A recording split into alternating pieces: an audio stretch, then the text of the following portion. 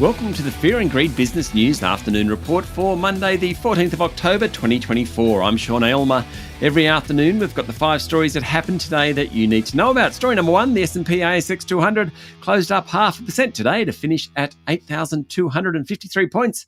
Among the large caps, the iron ore miners did well, led by Fortescue Metals Group, which raised more than 3%.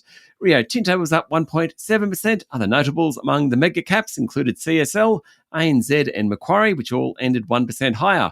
Woodside and Transurban both dropped by around 1%. The gold miners were among the best performers, with Regis Resources, Bellevue Gold and West African Resources doing pretty well. The miners also did well, with South 32 rising more than 4%. Worst in the day was Web Travel Group, which was created in a demerger of Webjet earlier this month. It fell 35%. Following a disappointing results update where it said margins in its European web beds business remain subdued. It was also a tough day for gaming companies, with Tabcorp and the Star Entertainment both lower. Story number 2, the latest news poll has put the coalition ahead of the Labor Party on a two-party preferred basis for the first time since the Albanese government won power. With an election due by the middle of May next year, the polls are starting to become much more relevant, and the news poll, conducted for The Australian, puts the coalition ahead 51 to 49%. The primary vote for the major parties, 38% for the coalition, 31% for Labor, is unchanged. It's the preferences that have shifted towards the Liberals and Nationals. The Greens are lower, and Pauline Hanson's One Nation is higher. Mr Albanese's approval rating fell to its lowest level since he took the job, though he is still well ahead of opposition leader Peter Dutton as preferred Prime Minister. Story number 3, it's a case of when, not if, a deadly bird flu pandemic arrives in Australia. The country's top medical expert warns as almost $100 million is allocated to dealing with an outbreak. The federal government will spend $95 million preparing for the H5N1 strain of bird flu, which has caused respiratory illness, reduced egg production and sudden death among wild birds and some mammal species in other countries, according to a report on AAP. The H5N1 strain of bird flu is different from the strain seen in Australia earlier this year, which led to egg shortages in supermarkets. Australia is the only continent without the H5N1 strain, but National Chief Medical Officer Paul Kelly says it's coming, most likely via migratory birds.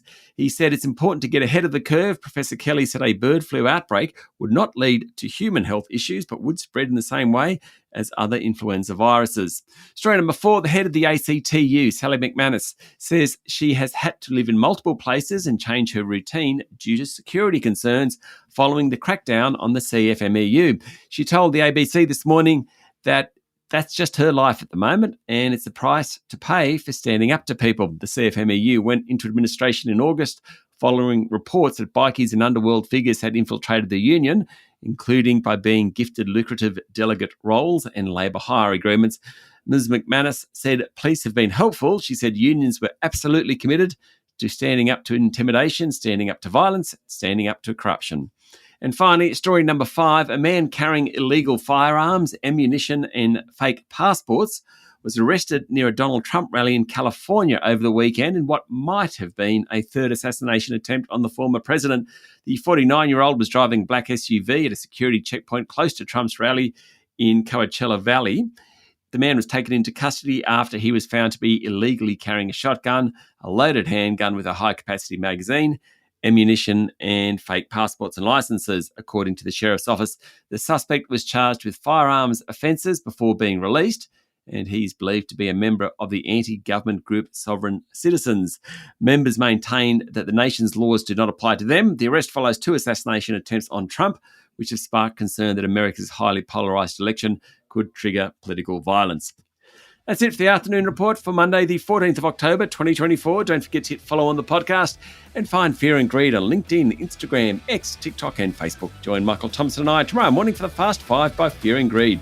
Top 5 business stories you need to know in just 5 minutes. I'm Sean Aylmer. Enjoy your evening.